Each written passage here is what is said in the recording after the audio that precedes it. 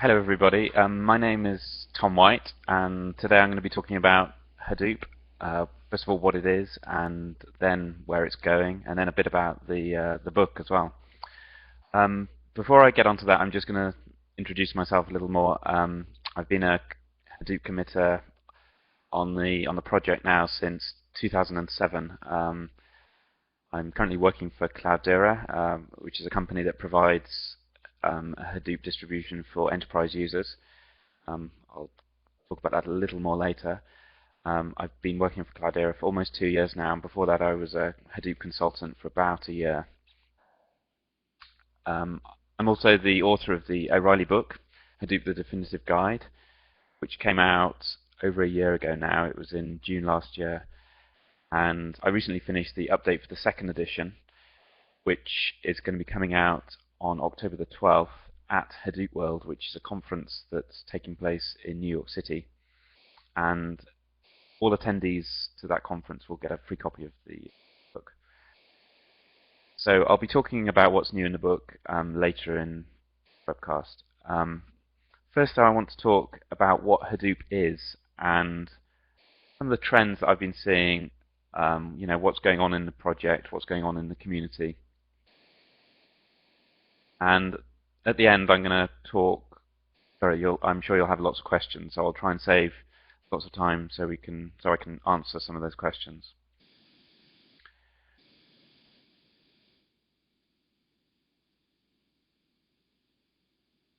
Right. So first of all, what is Hadoop? I mean, it's actually got quite an interesting name. It's an unusual name. It actually comes from the name that Doug Cutting, who's the project founder, the name that his son gave to his stuffed elephant. I've actually got a picture of the elephant here, which was taken about 2 years ago, I think, at a Hadoop user group in London. Doug went to the user group and brought the original Hadoop with him. So that's where the name comes from. What it actually is a project that provides infrastructure for distributed computing. So it's probably best known for its implementation of MapReduce, which is a programming model that was invented at Google for processing very large data sets. And there's also another piece, which is HDFS, which is its distributed file system. It stands for Hadoop Distributed File System. And these two pieces form the core of Hadoop. And it's really what people understand as Hadoop when you say the word Hadoop. So the two pieces work together. MapReduce provides the computational model, and HDFS provides the distributed storage. You can store very large files in HDFS, and they can be terabytes in size. And that file system is designed to provide a very high throughput streaming batch processing. So it's not really a general purpose file system. It's not really designed for very small files, and it's not really designed for very low latency data serving, so it wouldn't typically be used to back a website, for example. Having said that, there is work going on to improve HDFS in those areas, and in fact HBase, which is another part of the Hadoop family, the database part, can be used for exactly those applications. So one thing that we see that different users of Hadoop all have is a lot of data. And typically they have a large pile of data that they want to make sense of or process in some particular way. And the kind of defining factor is that they have more data than will fit on a single machine. And that's even if the machine has lots of storage. And even if it did fit on one machine, say, with hard drives these days, you can get several terabytes fitting on a single machine with local storage. Even if it did fit on that single machine, the time taken to process that data set would become so large that it would become kind of unusable. And this is because growth in the capacity of disks has far exceeded the ability to transfer data to or from the disk. So the way MapReduce solves that problem is by enabling parallel processing of the data.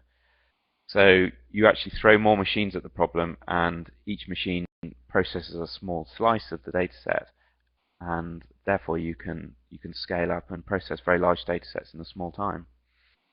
A really good example of this is some of the work that Yahoo did last year when they managed to sort 1 terabyte of data in less than 1 minute, or actually in about 1 minute, just over 1 minute.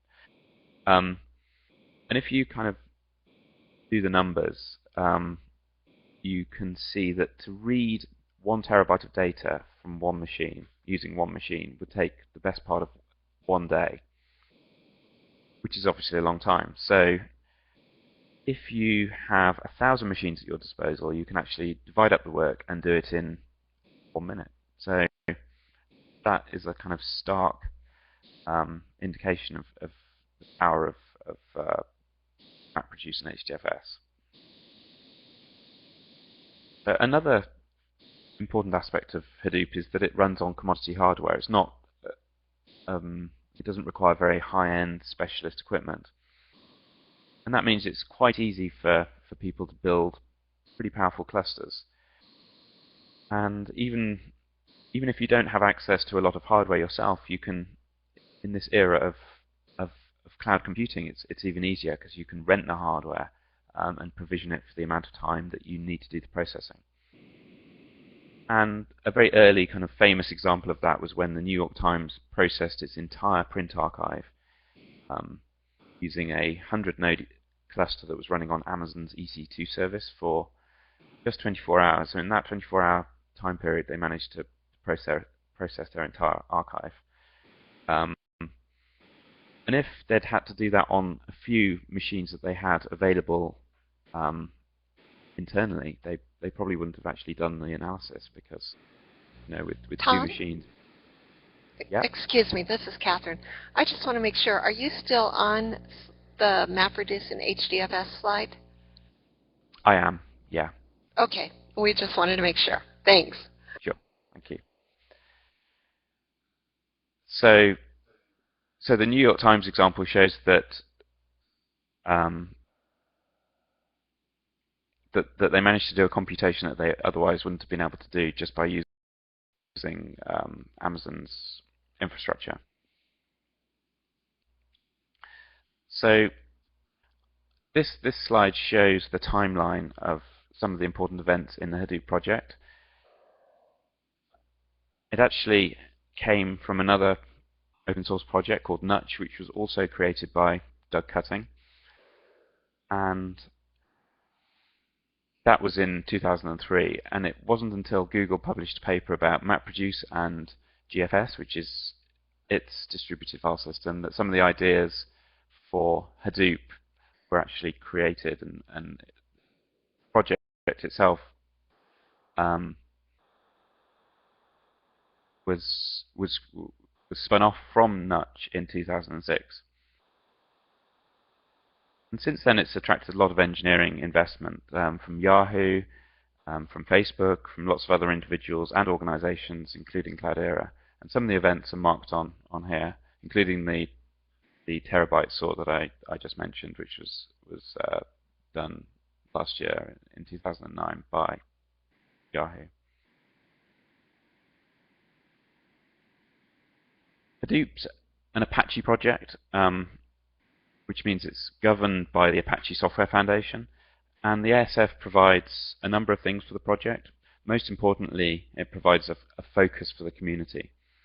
It's where the interesting discussions take place. It's where users discuss their problems. It's where developers discuss new features and bug fixes. And there's a range of infrastructure that the ASF provides to enable the project to run. Things like the source code itself, mailing lists, issue tracker, wiki, website, all of the addresses are listed there, so I encourage you to go and access some of those resources to find out more. It's also got a very strong governance model. And what, in a nutshell, what happens is that contributors who make a sustained series of high-quality contributions are made into committers, and they have access to the source code. And committers who have been around for a while get elected onto the PMC, which is the Project Management Committee. The PMC is responsible for electing new committers and also reporting project progress to the Apache board. So that's basically how it runs at Apache.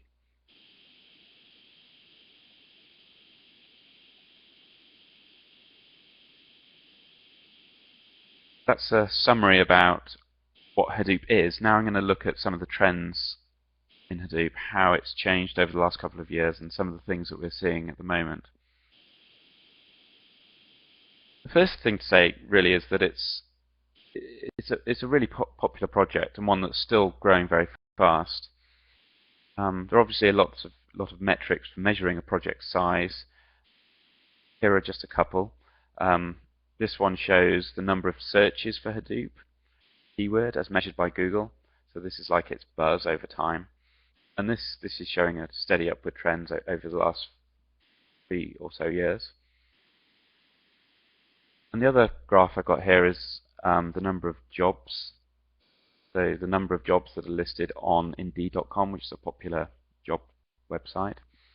And that really does show very rapid growth over the last few years as well. So those two measures really reinforce that the project's popular and lots of people are very interested in it. Another measure of popularity is really the number of related projects, the number of projects that build on the original project and extend it in some way or use it in some way. And this slide has some of the logos from some of those projects. This is just a very small selection as well.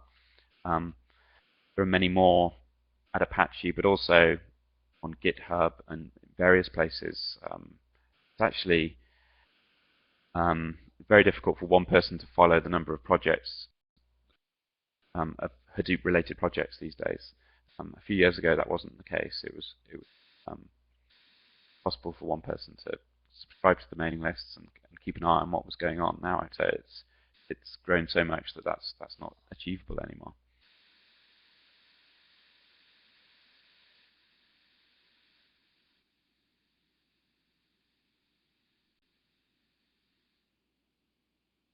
Actually, I'm just going to go back to that previous slide because I wanted to talk a little bit about how the hosting has changed over time. Because when Hadoop was just a single project, related projects actually had a home within the Hadoop project itself. So a good example of that is HBase, which is on the top right of the slide. And HBase is the database I mentioned earlier. And it was a contrib project, which meant that it lived in a special part of the Hadoop tree. It wasn't really considered to be a core part of the software. It was an extension that a few people worked on. But over time, it grew to be an independent project, and so it was kind of split out into a sub-project which had a separate release cycle from Hadoop. It was still a part of the same project. However, recently the project's grown, it's mature, it's got an independent community. So they've actually had HBase, as an example, has actually graduated to become its own independent project. It's hosted Apache still, but it's now an independent project of Hadoop, a top-level project, we call it. And this is true of HBase, this is true of Avro, another project I'll talk about more later. Pig and Hive are also in the process of becoming top-level projects, and Zookeeper likely will too. So it's quite interesting to follow the trajectory of these projects because they were created within Hadoop, but now they're kind of growing up and moving out. So the Hadoop project itself at Apache is now really just HDFS and MapReduce like it was at the beginning.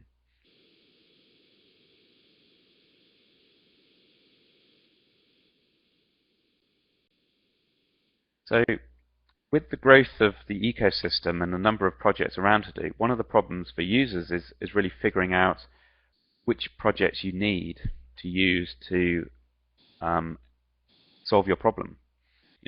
Also there's a problem of which ones work well together.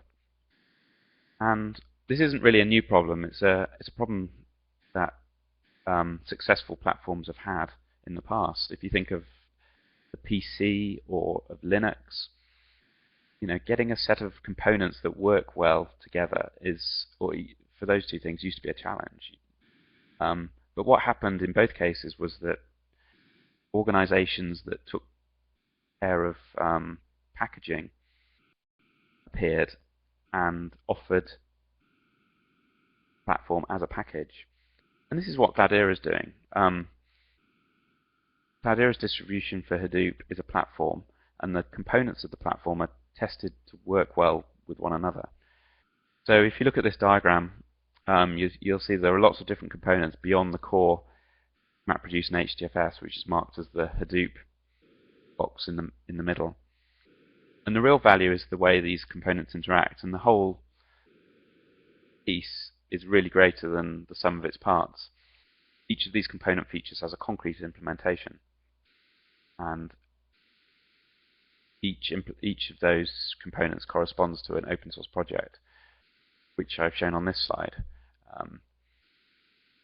So for example, if we look at the bottom, coordination is handled by the Zookeeper project. Languages compilers are handled by Pig and Hive projects. So I wanted to talk a little bit more about what these projects are. The next slide, I've got some more detail about that. I just wanted to run through what they are at a fairly high level. So on top of core MapReduce, we have Pig and Hive, and those are used for analysis. Those are analysis pieces. Pig is actually a platform which defines a new language called Pig Latin, and that's a data flow language for exploring very large data sets. And the idea is that it's much easier to write Pig Latin than it is to write a MapReduce program. Hive is similar in many ways. It has a similar goal. It aims to take the pain out of writing MapReduce, but it chooses SQL as its language for doing that. And both of these two pieces are Apache projects, as I mentioned, and they both sit on top of MapReduce and HDFS. Hadoop's key value store is called HBase. It's a column-oriented database, and it's very good for storing data that you need to be able to access both in a low latency online fashion, as well as doing bulk queries against. And this dual nature makes it very powerful. You can run MapReduce queries against the data in HBase. You can also use it to serve data in an online fashion from your website, for example. HBase is also an Apache project.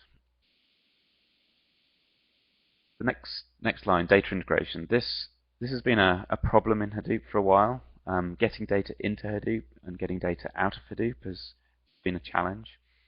And these two projects really help the situation here. Flume is really a service for collecting streaming data and pumping it into HDFS. So if you think of a collection of web servers, how do you get their access logs into Hadoop so you can analyze them? Well, Flume is a very good solution for that. It can stream the logs into HDFS. Also stream other things like syslog or your own program events that are being generated by your application. There are hooks for all of these things to get the data into HDFS, so you can start using other tools to do the analysis. Scoop is complementary in that it uses, it's a tool for moving data from a relational database into HDFS. So lots of enterprises have data in relational databases, and they want to combine the analysis with some other Hadoop data that they have. So very common case is that you use Scoop to move the relational data into HDFS or into Hive as well. You get it to generate Hive tables. The next one is workflow and scheduling. And there's a tool called Oozie, which is relatively new for orchestrating workflows. And what that allows you to do is compose your jobs. So for example, if you had or your workflows, I should say. If you had a a workflow that was a particular MapReduce job followed by a Hive job. You could get Oozie to run the two together so that once the MapReduce job had finished, it could then run the Hive job as a follow-on job once the data was available for it.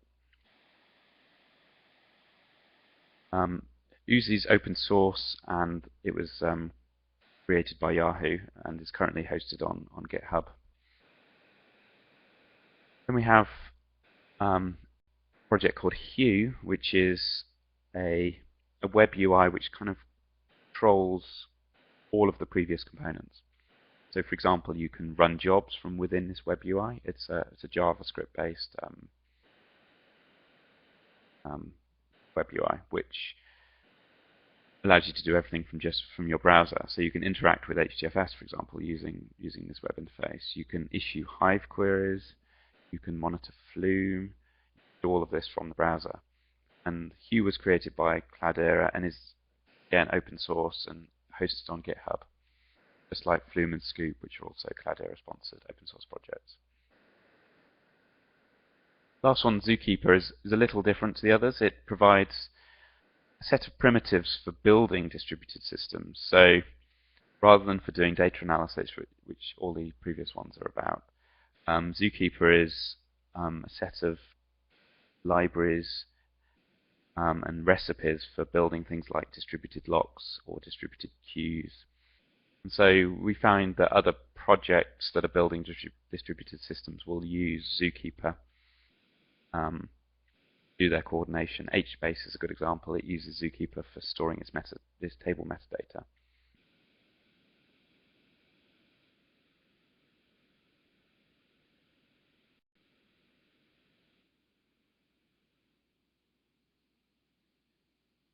So as we've seen this stack develop, one thing that's happened over the last few years is that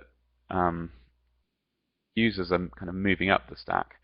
And the analogy I give is just as assembly language to Java is as MapReduce is to Pig and Hive, which means just like most programmers don't really turn to using assembly language when they start writing a program, most data analysts don't start by writing MapReduce. So really you should, if you're going to do some data analysis, you should really start with the higher level tools like Pig or Hive, since they almost certainly meet your needs. A good example is something like joins. Joining two datasets is a very common operation, and actually writing a join in MapReduce is a difficult programming exercise. It's quite an instructive exercise. It's a good way of learning how MapReduce works and how to write complex MapReduce programs. But I think we're at the stage where the implementations that you would find in Pig or Hive are better than what you could reasonably write yourself these days, unless you're an expert. Some of the join algorithms that are implemented in Pig and Hive are advanced and take advantage of all kinds of knowledge about how the data is bucketed or laid out. For example, in Hive there is a variant of the join clause which can do a good job with skewed datasets, and actually handling that yourself in native MapReduce is complicated.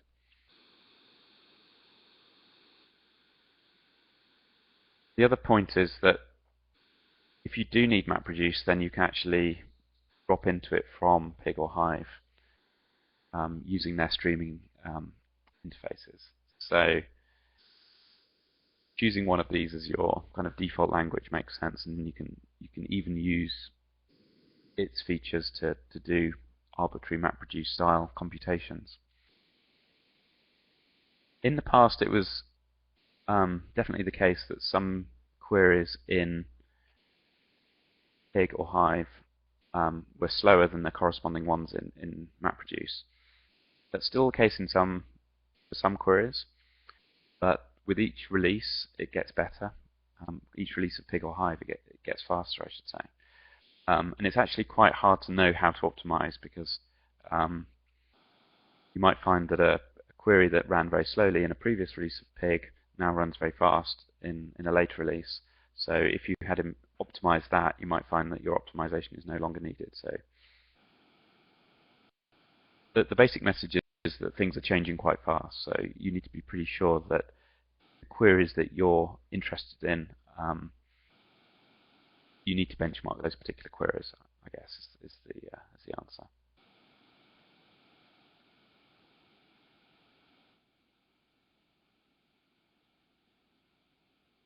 One of the things we see in Hadoop is that there's more than one project that you can use, or more than one component that does the same job. This is actually a Perl maxim originally. There's more than one way to do it, and it's kind of transferred over into the Hadoop tools. And perhaps this is a natural thing in open source projects, and is not necessarily a bad thing. For example, the bullet there about job scheduling, there were two job schedulers that were created about the same time, Fair Scheduler and Capacity Scheduler.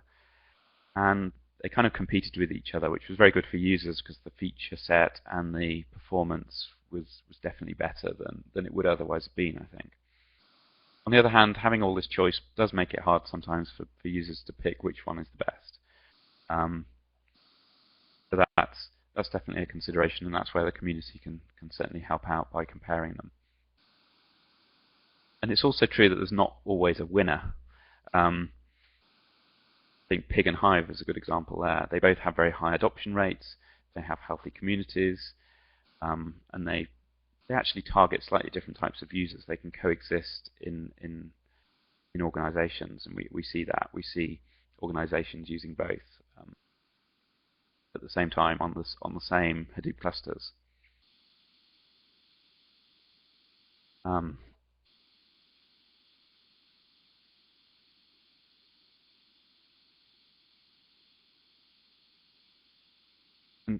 so to kind of continue that point, as Hadoop kind of grows, we're seeing that its users become more specialized. Originally, Hadoop was definitely a developer level thing. Engineers knew how to write programs. They used MapReduce.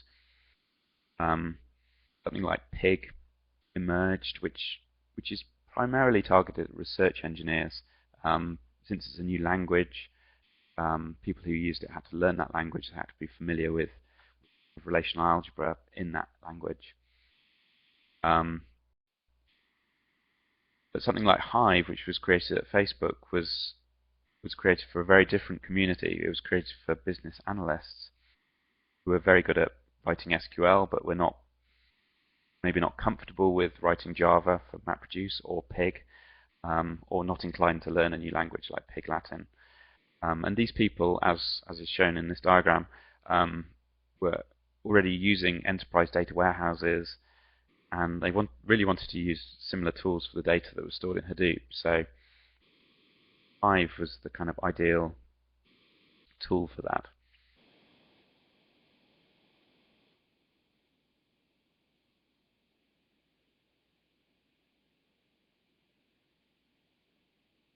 So this slide is showing some of the applications that people are using Hadoop for.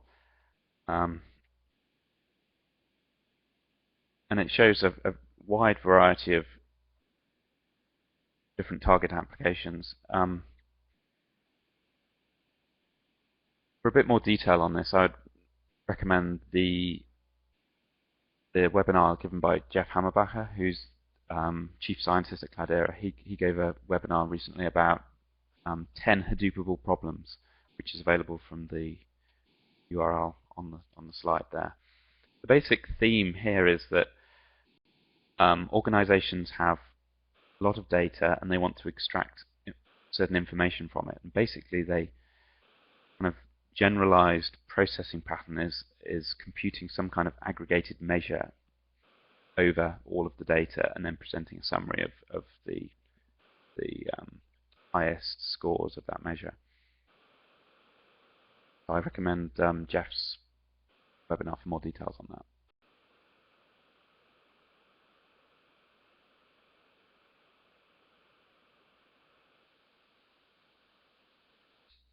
So now I'm going to talk a bit more about what's new in the second edition of the book. There are several new chapters and some new sections. The biggest addition is a chapter on Hive. At the time I was writing the first edition, Hive was a pretty young contrib project in Hadoop itself. But just a year later, it's a very successful project. Most of Facebook's jobs use Hive. It's widely used in many other organizations as well.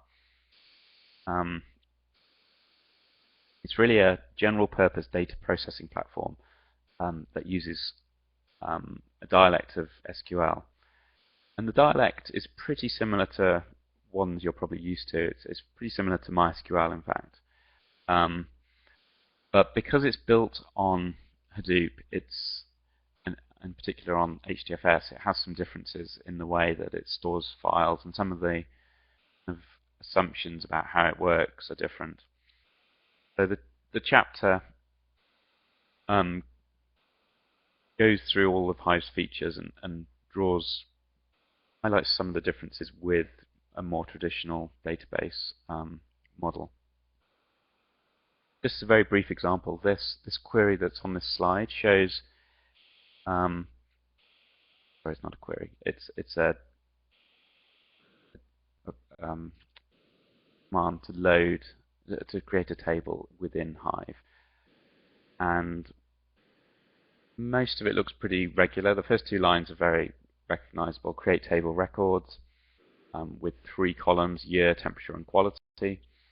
That's regular SQL. The second 2 lines are particular to Hive itself, and they basically say use a file format that is tab delimited text. And the reason this is different is because Hive operates on raw files that are stored in HDFS, and not data that is loaded into the database storage tables, which would typically be the case in MySQL. So that's just a very short example of how things can differ in Hive. For the most part, you can treat it as a big database, but there are some considerations that do make it different from traditional databases.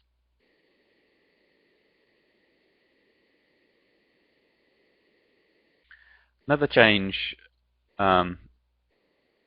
since first edition is the growth in a project called Avro.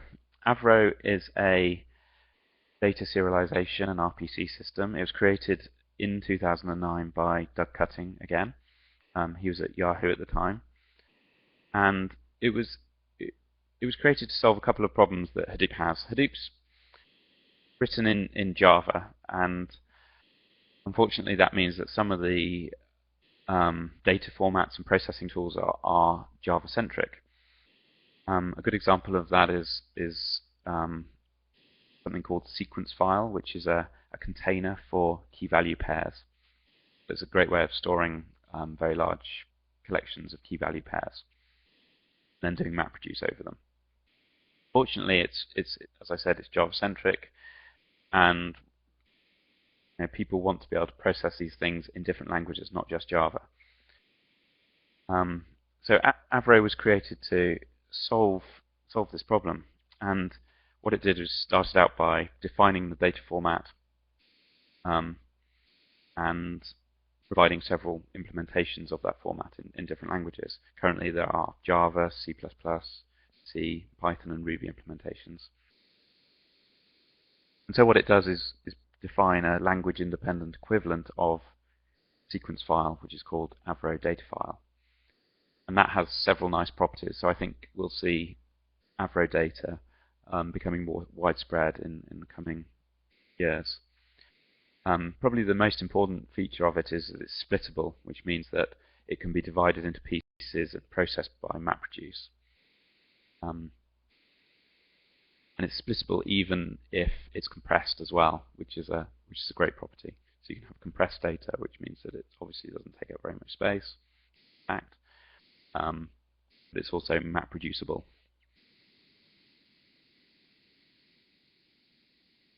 The example I've got on this slide is a very brief look at what Avro schemas look like. This is a schema which defines a record, a little like the Hive table in the previous slide. It has 3 fields: year, temperature, and station ID. And the schema is written in JSON. However, it's important to understand that the data itself that conforms to the schema is written as a very compact binary encoding. So you have the metadata stored in JSON, and the data file itself, the data itself, is stored in a binary encoded file. And the Avro data file I just mentioned will store a copy of the schema in its headers, and then the payload will be the actual binary data. And this is nice because it means that the data file is self-describing in some sense, because the schema is attached. Avro also supports language-independent RPC, but this isn't covered in the book.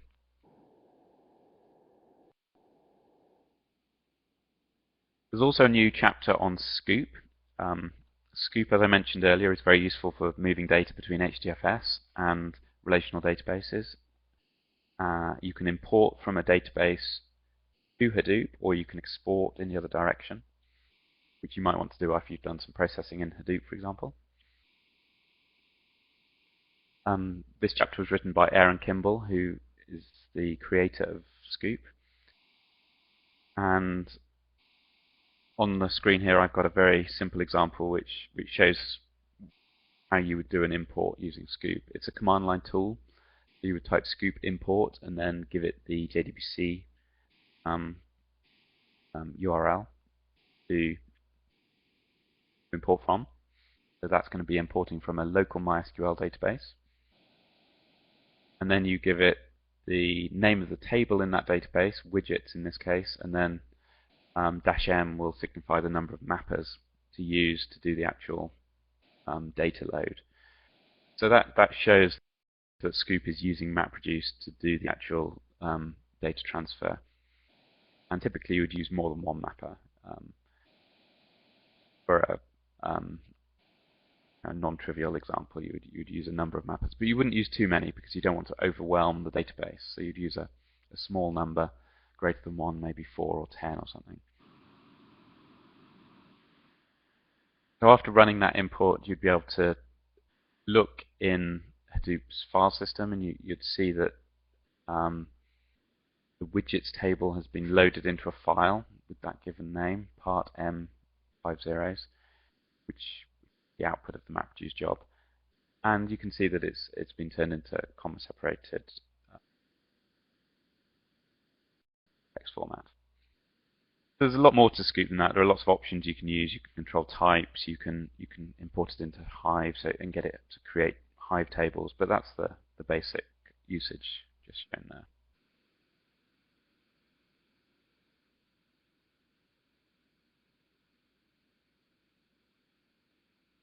Finally, there's some other updates to the book. There's a primer on Hadoop security. Over the last year, Yahoo have been doing a lot of work to add security to Hadoop. Previous versions had authorization mechanisms but no authentication. So the work they've been doing adds support for Kerberos. So it's possible to run Hadoop securely in such a way that your data truly is private and can't be compromised. Security is still being rolled out, but there is a section in the book which gives an overview of how it fits into Hadoop. I'm also really pleased that there's a case study that covers graph processing. That was written by Flip Cromer, and he's basically shows how he processed a Twitter dataset to find friendship and community networks using Pig and Wukong, which is a Ruby library for MapReduce. Of course, there are also lots of updates throughout the text. APIs have changed in various subcomponents like Pig. So a lot of the changes there reflect the new versions of the code. You can find the example code that is in the book at the website listed here, hadoopbook.com. That provides links to the GitHub repository where that code is hosted.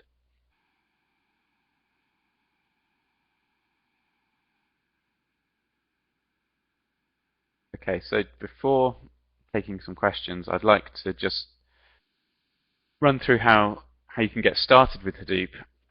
If you haven't used it before, what's a good way of getting up to speed, see what it can do, have a play with it. I think you can get a lot of the concepts obviously by reading the book. It's also worth stressing that you really don't need a cluster to get started. A lot of understanding Hadoop is understanding its tools and understanding how they work, and you can use all of them in local mode on a single machine, certainly when you're getting started. In many ways, that's a fast way to get to start developing code and start seeing results. There's a training VM which is provided by Cloudera, which has everything installed, which is actually a very nice way to start using things. Cloudera also has training courses and some free videos on the website at cloudera.com. At some point there, to really see the power of Hadoop, you do need a cluster. And there are various approaches there. You can obviously build your own, and the book has some detail on that. You can also use a cloud provider, like Amazon's EC2. There are some instructions in the book on that as well. There's also a new project called Whir, which I've started, which is for making it very easy to run Hadoop and other distributed systems like Zookeeper or Cassandra on cloud providers. I'd also like to encourage you to find your local Hadoop user group. There are lots of these springing up all over the world now, and if you look at the wiki page listed there, you'll be able to find a long list of them, and hopefully there's one that's close to you, and if there's not, maybe you'd be interested in starting one up.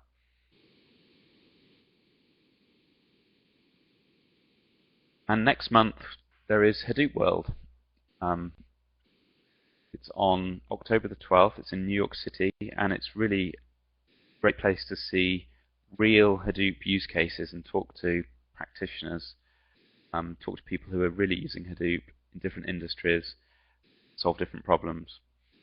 And I'm really excited to say that Tim O'Reilly is giving the keynote. Really looking forward to that. Cloudera is running training during that event as well, before and after the conference.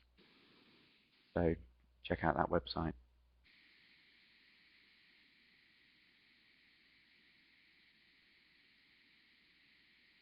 Okay, so I think we've got to the Q&A part of the talk. Looks like there are a number of questions have already popped up. Tom, are you comfortable reading those yourself, or Sure. would you like for me to? Okay. Yeah, I've just seen on the screen, so I can. I'm sorry? I said I'll leave it to you then, if you like.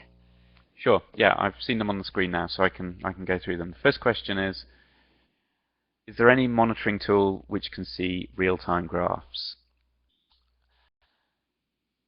Right. So yeah, I didn't really cover monitoring in what I was talking about there. Some of the tools in Hadoop for monitoring have been fairly rudimentary. There are various pieces within Hadoop for doing that. There's a system called Metrics, which can pick up all kinds of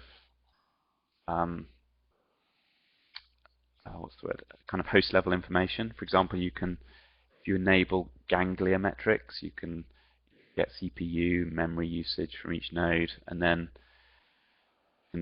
collate those using Ganglia. There's also JMX metrics, which will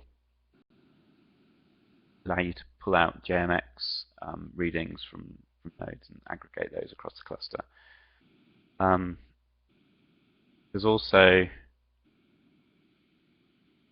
Cloudera Enterprise, which is Cloudera's paid-for version of Hadoop, which includes support as well, and also has some monitoring tools which allow you to do real-time monitoring. Okay, the next question. Would you touch upon Hadoop Cloud's multi-tenancy and chargeback? I might need a little bit more information about that question.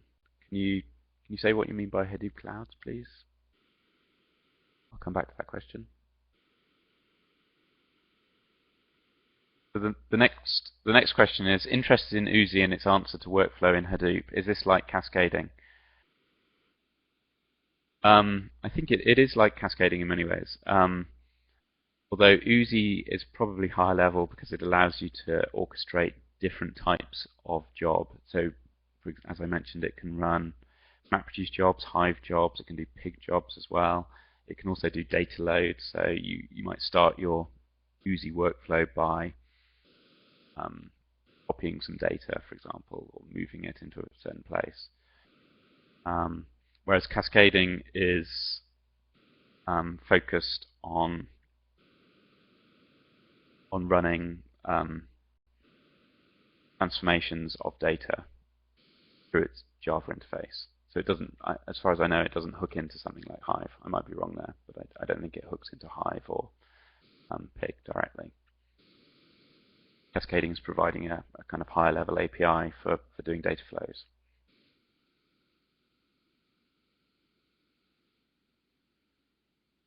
Next question is, why would one choose Pig or Hive? That's a good question. It's quite a common question. So Hive is pretty suitable for people who are familiar with SQL. Pig is as I mentioned, its own language called Pig Latin, and it's a data flow language, which means it operates at a slightly lower level than SQL. So if you think of the query planner in a relational database, which translates SQL into a lower level representation, Pig is kind of operating at that level. And some people, it's kind of a preference thing. Some people like the fact that it's more imperative. So you say, transform this data like this, and then like this, and then like this. So you implement a series of transforms. Whereas Hive is more declarative, and so if you think of SQL, you're saying, these are the results that I want. So there are two different ways about thinking about the same thing. I would encourage you to try out both and see which one you like and which suits your application.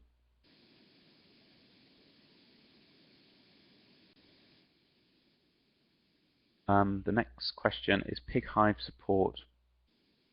I think does Pig and Hive support regular expressions in analyzing data? Yeah, they both do. They both have support for regular expressions. Next question, are there use cases available with Avro, Thrift, etc.? Yeah, so Avro and Thrift have two applications. They have the data serialization application and the RPC application. I've really been focusing on the data side here. And one of the things to ask is how this stuff integrates with MapReduce. Because really you typically want to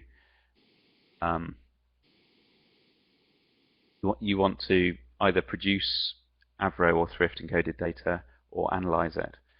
And at the moment, the tool integration with MapReduce is still being developed. So in particular in Avro, there are some new APIs within the Avro project for doing MapReduce. If you look in the MapRed package in Avro, you'll find those. Thrift, what people have typically done there is treated everything as byte arrays. So if you want to analyze Thrift data or involve it in your MapReduce query layer, you need to do that yourself. Really, you need to turn it from a byte array into the Thrift objects, and you can do that by wrapping it in what's called a byte writable in Hadoop.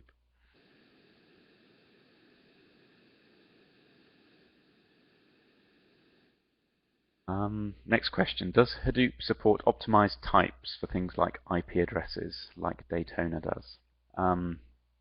Not that I'm aware of. I'm not aware of Daytona. I don't know.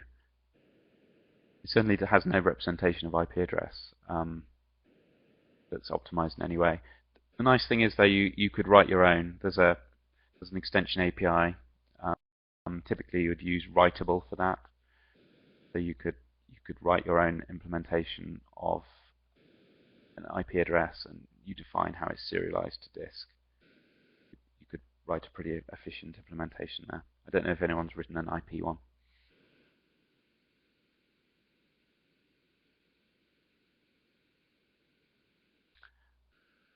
Okay. The next question. I'm afraid I don't understand it. Termination is declared, but import of data is another declaration. Sorry, I don't follow that question. Perhaps you could refine what you mean there.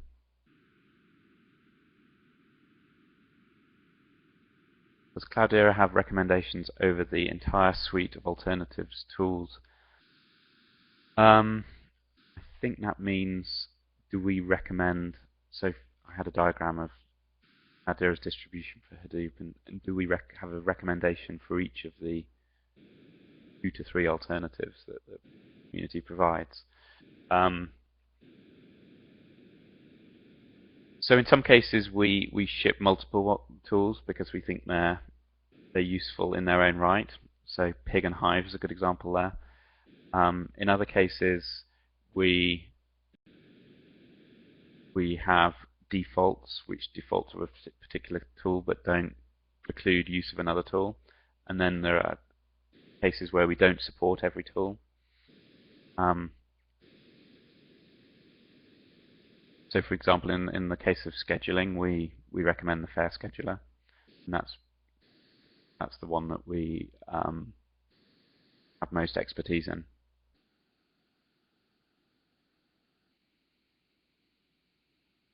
Okay, there's a question about Oozie and Taverna workflow management. I don't believe there are any connections between the two.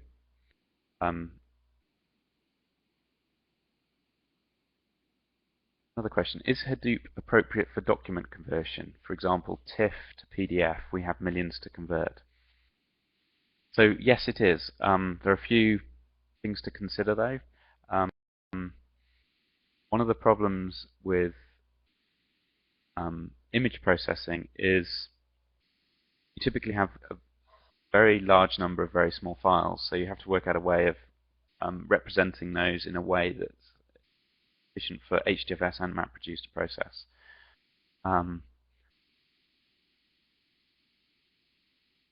And so very briefly, the recommendation there is to try and pack it into a large file.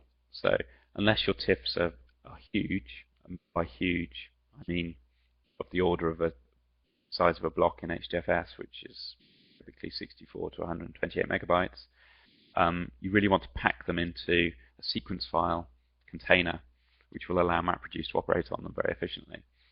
So there's typically a pre-processing step involved where you take all of your TIFF files, put them into a sequence file container, and then your workflow will operate on that sequence file container. Okay, the last question is, can you talk about Hive and HBase integration? I can't talk about it in depth, but there is certainly a wiki page that you can go and read to find out the latest on that. Basically, Hive is supporting queries over HBase. So it has a different storage engine. Rather than HDFS, it's using HBase, which is quite a popular use case, growing, I think. So check out the wiki for that. That would be the Hive wiki. So I think we're pretty much out of time. Thank you everybody for coming. I hope you enjoy using Hadoop.